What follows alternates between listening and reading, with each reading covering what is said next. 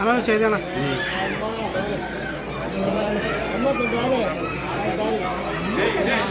చెప్పిన ఆ రోజు ఏమి తిప్పలు పడుకున్నాడో కానీ ఖచ్చితంగా అప్పుడున్నటువంటి బుగ్గన రాజేంద్రనాథ్ రెడ్డి మినిస్టరు, సర్పంచుల ఎలక్షన్స్ లో పోలీసులు వారు కూడా ఎన్ని విధాలుగా కష్టపెట్టినా కూడా మీ అందరి సహకారంతో రామిరెడ్డి గారిని గెలిపించినందుకు ఈ గ్రామంలో ఉన్నటువంటి అందరూ కూడా పేరు పేరున మీ అందరికి ఒక్కసారి ధన్యవాదాలు తెలుపుకుంటూ, భవిష్యత్తులో కూడా మీకైతే ఆ రోజు నుంచి ఈ రోజు వరకు ఏ విధమైన సమస్య వచ్చినా కూడా, గ్రామ సమస్య హాస్పిటల్ అయినా, పోలీస్ స్టేషన్ అయినా, ఏ విధమైన ఎంఆర్ఓ ఆఫీస్ అయినా, ఎండిఓ ఆఫీస్ అయినా, చిన్న పిల్లలకి జ్వరం వచ్చినా, హాస్టల్ పిల్లలకి హాస్టల్ సీట్ కావాలన్నా, అన్ని సమస్యల కోసం కూడా నా దగ్గర కూడా వచ్చి కొట్లాడాడు రామిరెడ్డి. కొట్లాడే వాళ్ళు ఇద్దరు ఈ నియోజకవర్గంలో. రామిరెడ్డి ఒక్కడ, అక్కడ పెద్ద పూజల ప్రసాద్ రెడ్డి అని ఇద్దరు. వీళ్ళు పట్టు వదలరు. ఏదైతే చెప్పినారో ఆ పని అయ్యేంత వరకు అక్కడే కూర్చొని పని చేయించుకునే పరిస్థితి వీళ్ళది. అందుకోసమే మీరు ఇంత గట్టిగా ఆశీర్వదించి ఈ కుటుంబం కోసం మీరంతా కూడా ఆ రోడ్డు వరకు వచ్చినారంటే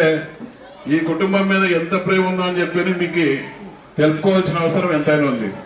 మరి ఇటువంటి రామిరెడ్డి కోసం మేము, మా కుటుంబం కూడా ఎప్పటి కూడా ఎటువంటి పరిస్థితుల్లో మీతో పాటు మేము కూడా ఏ సమస్య వచ్చినా రామిరెడ్డి కోసం మా కుటుంబం ఎల్లవేళలా ఉంటుందని చెప్పి ఆ కుటుంబానికి తెలియజేస్తూ, ఇప్పుడే ఈ గ్రామ సర్పంచ్ కోసమో ప్రజల కోసమో నాకు తెలిసి రామిరెడ్డి కొన్ని అప్పులు కూడా చేసుకోవడం జరిగింది. అవన్నీ ఏం కావు,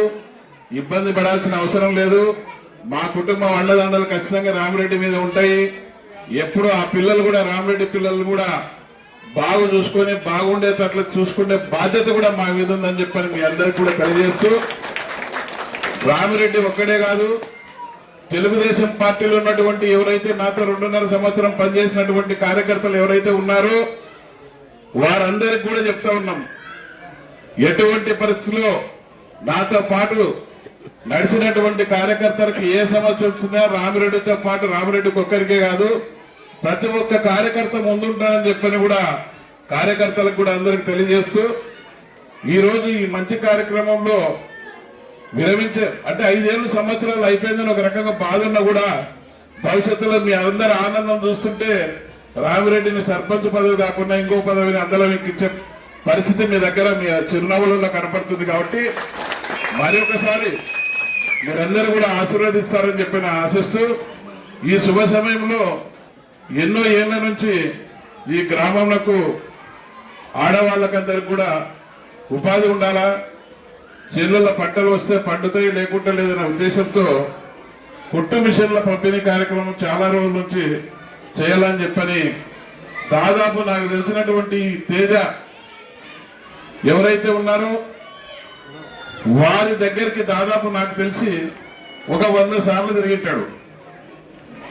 ఎందుకయ్యా అట్లా తిరుగుతున్నామంటే, నేను గ్రామంలో మాట ఇచ్చినా ఖచ్చితంగా ఎటువంటి పరిస్థితిలో వాళ్ళ మాట పోగొట్టకూడదు, మాట కోసం ఖచ్చితంగా నేను తీసుకొచ్చి ఖచ్చితంగా పంచాలనే గట్టి నిర్ణయంతో ఈరోజు ఈ కార్యక్రమం కూడా దాదాపు 150 మిషన్లు కూడా అక్కలకు చెల్లెళ్ళకు కూడా ఇవ్వడం జరుగుతుంది. అదేవిధంగా రైతులకు సంబంధించినటువంటి ఏదైతే ఈ పెట్రోల్ పంప్ సెట్లు ఉన్నాయో ఆ పెట్రోల్ పంప్ సెట్లు కూడా ఈ గ్రామంలో ఉన్నటువంటి రైతులకి ఉపయోగపడే విధంగా ఉంది. కాబట్టి ఇవి కూడా ఇవ్వాలని చెప్పని రామిరెడ్డి నిర్ణయం తీసుకున్న దానికి మీ అందరి తరఫున కూడా రామిరెడ్డి కుటుంబానికి ప్రత్యేక ధన్యవాదాలు తెలుపుకుంటూ, ఈరోజు కొన్ని బాధలున్నాయి, కొన్ని సమస్యలున్నాయి, మాట్లాడుకుంటే సమయం ఇది కాదు. దాదాపు 2 సంవత్సరాలు, అంత మునుపు 2.5 సంవత్సరం మేము ఏ విధంగా కష్టం చేశామో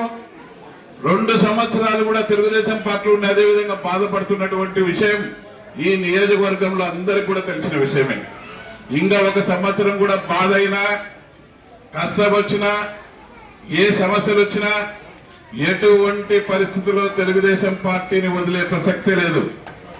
తెలుగుదేశం పార్టీలో ఉంటూ మీ అందరి ఆశీర్వాదాలు తీసుకుంటూ, ఎందుకంటే మనకి ఖచ్చితంగా భవిష్యత్తులో ఇప్పుడైతే చంద్రబాబు నాయుడు గారు ఉన్నారు ముఖ్యమంత్రిగా,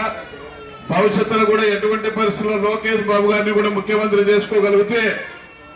ఈ రాష్ట్రం ముందుకు పోతుందని చెప్పని పైనసారి ఏ విధంగా అయితే మన తెలుగుదేశం పార్టీకి ఓట్లేసి గెలిపించి చంద్రబాబు నాయుడు గారిని ముఖ్యమంత్రి చేశారు, భవిష్యత్ రాజకీయాలు గెలిపించే బాధ్యత మనం తీసుకోవాల్సిన బాధ్యత మనం. తర్వాత మాత్రం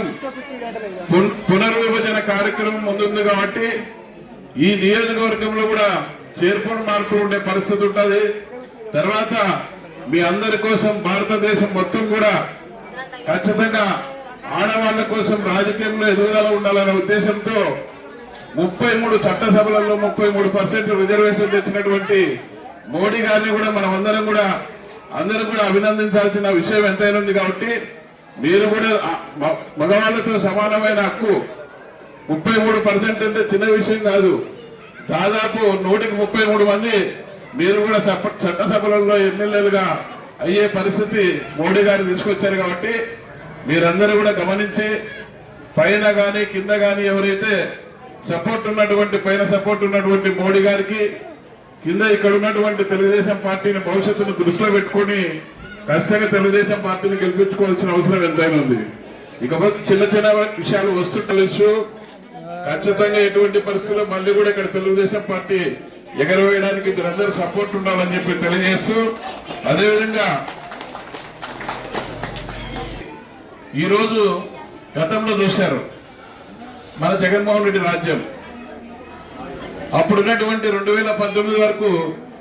చంద్రబాబు నాయుడు గారు ఎన్నో కష్టాలు పడి రాజధాని అమరావతి అని చెప్పి తెలియజేస్తే 2019 తర్వాత జగన్మోహన్ రెడ్డి గారు వచ్చి కుక్కలు దింపిన ఇస్తరుల మాదిరి ఈ ఉన్నటువంటి ఆంధ్రప్రదేశ్ ని 3 ముక్కలు చేసి 3 రాజధానులు కావాలని చెప్పని మన రాజధానితో పాటు డెవలప్ చేయకుండా అన్ని విధాలుగా ప్రజల్ని భయభ్రాంతులు చేస్తూ ఇబ్బందికరమైన పరిస్థితి తీసుకొస్తూ ఆర్థిక వ్యవస్థని అన్ని రకాలుగా ఇబ్బంది పెట్టినటువంటి జగన్మోహన్ రెడ్డి గారికి మీరు బుద్ధి చెప్పేదే కాకుండా, ఇప్పుడున్నటువంటి గతంలో మాదిరి జరగకుండా చంద్రబాబు నాయుడు గారు, లోకేష్ బాబు గారు ఖచ్చితంగా చట్టసభల్లో అమరావతి రాజధాని అనే ఉద్దేశంతో అసెంబ్లీలో తీర్మానం చేసి మోడీ గారికి అక్కడికి పంపిస్తే ఈ రోజు పార్లమెంట్ లో కూడా పెట్టి ఎటువంటి పరిస్థితుల్లో అమరావతి సింగిల్ రాజధాని ఆంధ్రప్రదేశ్ అని చెప్పిన ఒక గట్టి తీర్మానం చేసినటువంటి చంద్రబాబు నాయుడు గారికి, లోకేష్ బాబు గారికి, మోడీ గారికి కూడా మనం అందరం రుణపడి ఉన్నామని చెప్పి తెలియజేస్తూ, చంద్రబాబు నాయుడు గారి పిలుపు మేరకు, లోకేష్ బాబు గారి పిలుపు మేరకు అందరం కూడా గుర్తుండేటట్లు ఒక వెలుగు, ఎందుకంటే ఆంధ్రప్రదేశ్ లో అమరావతి వెలుగు సృష్టిస్తున్నటువంటి ఎవరైతే ఉన్నారో,